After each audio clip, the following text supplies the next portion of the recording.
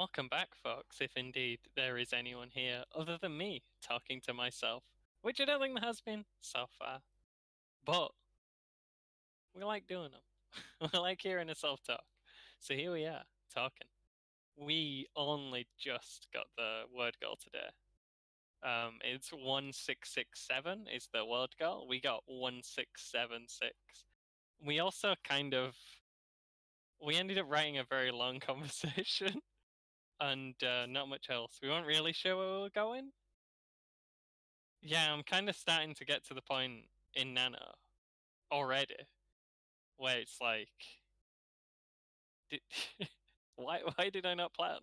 I had so long. There are 11 months in a year that aren't Nano. You can think of something to write before Nano. Anyway, I quite liked I don't know. I'm liking my characters. I love them. They're goofy, but they're adorable. Anyway, let's go. This is chapter 3. Office of the Monster God. It's fine. The lifts arrived at exactly the same moment, opening with one combined, polite boop. I think I've described the noise of a lift opening as a polite boop earlier. I'll probably get rid of that one and keep this one. The inhabitants of each stepped out, turned 90 degrees to face the other party, and jumped backwards into a defensive stance. Rob's instinct was an attempted boxing stance, leading with his injured hand. He was facing a duo of strangers, one a rough-looking woman, and one a slim man with big hair. Each of them was attempting to shield themselves behind the other, accomplishing little. I wasn't sure how to write the meeting. I did actually rewrite a lot of this bit. I decided to just swap between the two groups, meeting the new person and what they're thinking. So we'll start out with Rob.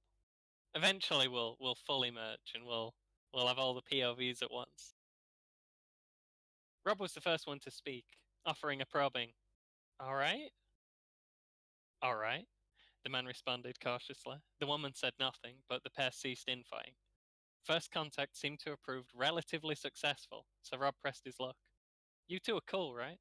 I'm not looking for any trouble." I called them the pair a lot as well. I was quite aware while I was doing it. The pair of strangers exchanged warning glances. Then the man spoke. "Why would we be..." His tone was measured and deeply suspicious. He was interrupted shortly by his counterpart.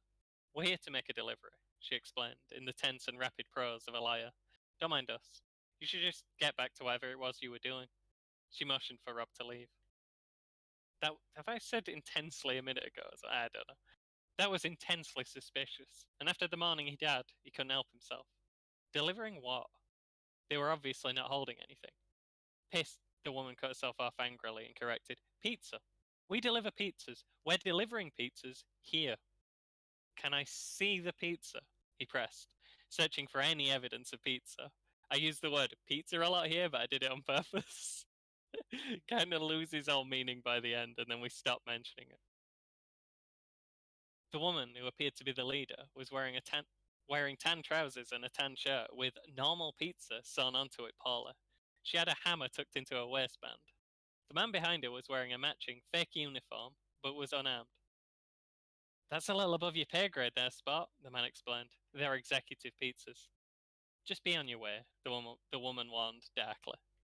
Whatever they were up to, it was imperative that they left before Rob did. That way it'd be less outwardly obvious that Rob had no idea where he was going or what he was doing. They seemed like the most suspicious pair he'd ever seen, the pair again. And on a normal day, he'd have assumed they were both harmless burglars and let them on their way. Today was different, though. "Guy, we can't deliver these pizzas while you're looking," Zach explained again. "Go bother someone else." It was the rudeness that tipped Rob over the edge. "Sure, those special invisible pizzas that only the CEO can see. What's your deal, mate?" "What do you care?" The woman took the forefront again. "Keep walking." He wasn't going to take that for an answer. "What do you two know about what's happening downstairs?" Both strangers froze, opened their mouths to speak, then turned to one another. He heard whispering between them, but couldn't make out words. Rob waited patiently for them to reach a conclusion. "Are you supposed to be here?" asked the man, after a long period of deliberation. Rob didn't know what answer they might be looking for, but was absolutely certain the pair were themselves not meant to be here. Are you a cop? He replied sarcastically, making his own position obvious. The guy grinned a deep, goofy grin. Do you want to come along? Now we're going to be the part where they met up, but we kept the conversation going for quite a while. This we're just going to be getting the, setup phase out of the way. We'll write that later. He just says, hey, come along with us. It's fine. But then we did all this anyway. April felt she'd not been properly consulted on the adopting a random stranger issue, but didn't have the energy to argue. The guy was obviously one of the lower level workers and therefore was unlikely to be a problem. If he could tell them any details about the situation he'd alluded to, it'd probably be worth hearing from him. I'm Danton. Danton Slick. Zack presented himself with a slight bow and a fake name. This is my associate Lupo. He gestured across to April, who gave a half-eyed wave. And what are you doing here? The man's suspicions had not been appeased. We're not really pizza delivery men. Zack winked for some reason. I know, the stranger replied. His brow narrowed further. Narrowed? Maybe that's intentional. Maybe that makes sense. We'll see. I'll ask someone. So who are you? We're investigators. April saw an opening as Zack had to pause to replenish his lies. We're investigating labour violations within the Cooper Booth Tower. He'd like that, if he was, as she'd assumed, a low-level worker. She couldn't imagine them having a good time of it, considering. You can relax. We're on your side. And you do that dressed as pizza people? Yes. He's sure. Tell us about downstairs, Zack pressed. See any, violations down there? You could say that, he started. Pretty sure all the management walked. Nobody's sure what they're meant to be doing right now. He tried his best not to say anything that might incriminate anyone, but realized his description of the event was less than complete. Pretty sure a fire broke out? How did you do your hand? April hadn't realized she was about to speak. The words just forced their way out before she could stop them. She hadn't even noticed the man's wounded, swollen hand until she'd mentioned it. I like the sentence because it's one that you kind of have to check back on. Like, what? But yep, this is written as intended. She hadn't noticed until she'd mentioned it. I want it to be like you can kind of tell where Ed's influencing things. And when she starts to get to know him. Fell, he lied.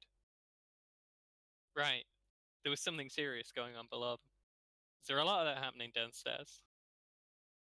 You wouldn't believe. You wouldn't happen to know where you're going by any chance? The man who'd given him the extremely unlikely name of Danton Slick asked. It's our first time, investigating this tower. We're looking to take what we found all the way to the top.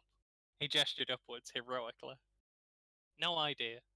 The higher power Rob answered to had been Gary. Anything above that was far outside the scope of his work. What did you say your job was? Lupo confronted him. Also an unlikely name. I didn't. Rob did not trust the woman, and did not appreciate her probing. Excuse me. Tell us now, then, she ordered, adding, we're from the government, as an afterthought. You're not in trouble, though, Danton interjected, with a glance over to Lupo to warn her she was being too forceful. We just need a name for our notes, and your job title. Rob had received scam calls that took similar tones with him.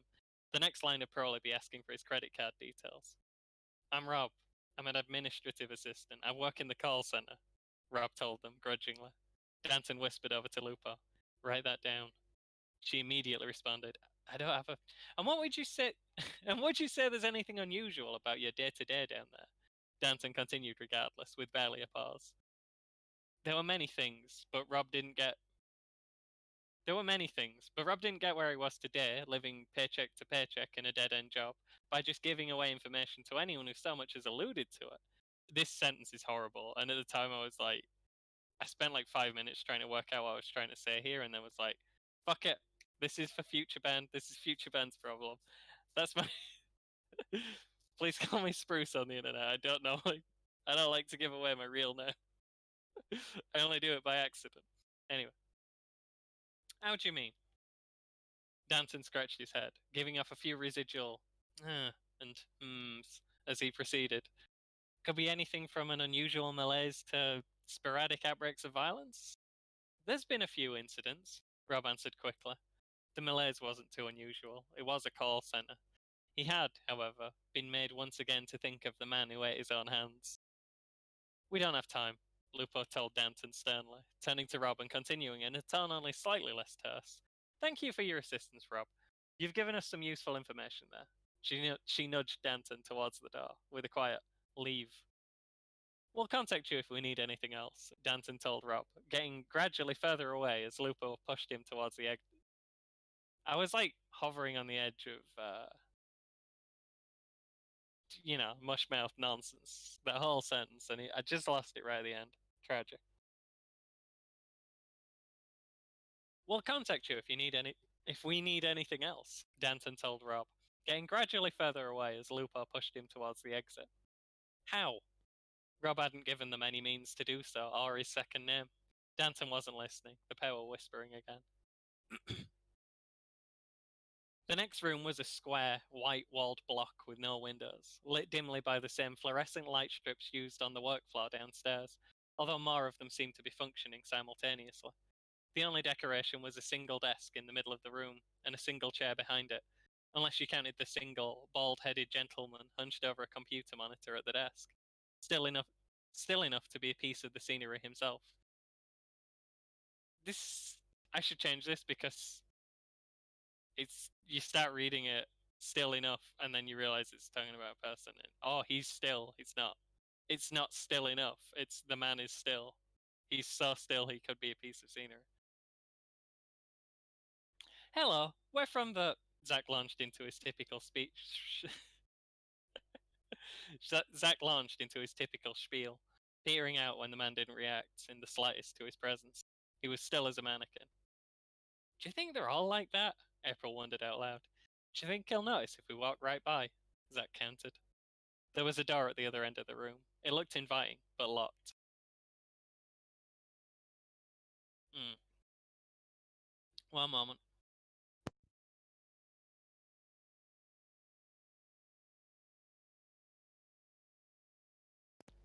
Dang nonsense going on again. April stepped right up to the desk, and this action too failed to prompt any kind of movement in the zoned out receptionist. When she was fully certain that her presence had either gone entirely unnoticed, or it was not within the scope of things the static bald man cared about, she began to cautiously round the desk. Zack followed at a safe distance, watching the receptionist like he might explode at any moment. Very carefully, April tried the door, which helpfully failed to open. Shit. we we couldn't think what to do, so we just added a spooky man. This is the kind of thing that you put in when you don't know where you're going, but you probably get rid of it. And we do want that to be spooky man. That's kind of something we can have fun with, probably. Be on your way, interlopers, the man finally spoke. And I wanted to use the word interlopers. His voice was gravelly, low, and wretched. April nearly had a heart attack, and Zach began to head back the way they'd come. I meant Zach was like already looking like he was going to run away, but this is not forceful enough to represent that. Then the man settled and said no more. Zach tried an attention seeking throat clear, and again got nothing. Waving one hand in front of the man's face, spookily, got similar results. This is wrong as well. Is he waving his hand spookily? Or did it spookily not get any result? The answer is the last one, but it doesn't make that clear. Is he waving a scary hand? We'll elope wherever we like, champ, Zach asserted. We're from the government. We got a thing or two to say to your boss. The guy laughed unpleasantly. The laugh was crooked and weird and lingered in the air like a bad fart. Is this a joke to you, Spot? Zach asked, deadly serious. How about I write you up there? April sensed that it was her turn to speak before the conversation got unbearably weird kicked in, and she piped up. Can you open the door? Adding, please? After a moment's thought. Be on your way, he insisted. So today, I, I kind of, I don't know. I've been, experimenting with characters the whole time. I like the idea of Zach just like he thinks he's a really good liar, but everything he comes up with is completely ridiculous. So it's just like spewing nonsense quite confidently. And yeah, I like the back and forth. I like April's just as bad at lying, but operates within the realm of logic a lot more. And Zach's very confident, but also everything he's saying is just stupid. But it kind of works because there's two of them bouncing off each other, and like you didn't come there and expect to be lied to. You're already having a bad day, and then these two are just going at you. Um, so like they can kind of fast talk Rob just by keeping the momentum going, even though they just said the name was Danton, Slick, and Lupo. I also decided that the fake names were going to be a regular thing. Zach was going to on the spot come up with fake names for everyone whenever they introduce themselves to anyone. I don't normally like Zach. I'm really liking him this year. Um, yeah, I've I spent like an hour. Well, I was doing other stuff, but I spent a while just thinking of names, of fake names Zach could use for the whole group. We got we got a few ones here. So obviously Zach can call himself Dalton Slick if he feels like it. We got Bees Fast Lane, Zest McGraw, Jojo Jonas, Ringo Solo, Pavarotti Johnson. I've got Huxton, but I've not thought of a surname for Huxton. And Ignazio, which would come in the scene. What's your name? Ignazio. You're not on the list. Just, cause I am. Cause I'm on the list. I'm Ignazio. What's your surname? It's also Ignazio. You're definitely not on the list, and I don't believe you. For April, we got Lupo Wyoming, which is who she is currently. Beatrice Corleone, Brenda Fraser, Flamingo Jones, Wendell Poutine, Baby Gremlin, and Wine Mum, which I assume he'd use after they'd had an argument. He'd introduced her as Wine Mum. Rob is going to be Ham Hands, Big Steakhouse, Slab Manhole, which I thought were a really good name that he could come up with while looking at the ground, unable to think of a good name.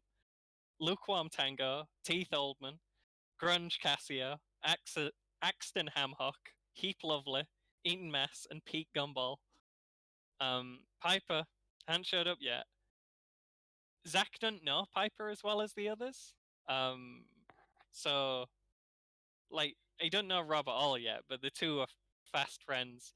Piper is kind of intimidated by, not because she's a scary person, but because she's difficult to approach. So the very he goes abstract, he goes indirect. We got Keys Doro, which is another what's in my pocket that I could use as a fake name. We got Don Watsy. He couldn't remember what her poet pseudonym was. We got Boneless Chicken. We got Tokyo Drift, Cheese Solomon, and Zebra Adams, and Crab. That would be. He introduces the whole gang one at a time. It's like, I'm Ringo Solo. This is Flamingo Jones, my partner in business. This is our associate, Axton Hamhock. And this is Crab. Just runs out of steam at the end there. Yeah, that's on paper, is that not? So you know it's good. Yeah. Um just vibing with the characters. This scene may or may not exist in the finished thing, but stuff like this is important to try and force your characters to do fun stuff, really get into the right headspace. I think we've covered some good ground today. We've done some science, we've worked out who Zach is, we've worked out how him and April interact a little more clearly. I think we've done some good character work here. I really like the dynamic between Zach and April. Anyway, that's where we're going to leave it for now. Thank you for being here. If by some accident you arrived here and watched all the way to the end. This is day 8, I think. Yeah, and that's all for now. We're gonna wrap this receptionist up really quick because we're not spending the whole story talking to bloody receptionists. So next time he's getting straight out of the way. Within like a couple hundred words, they're gonna be past this receptionist. They're just gonna get through. He's not even gonna attempt to stop them. Anyway, I'll see you.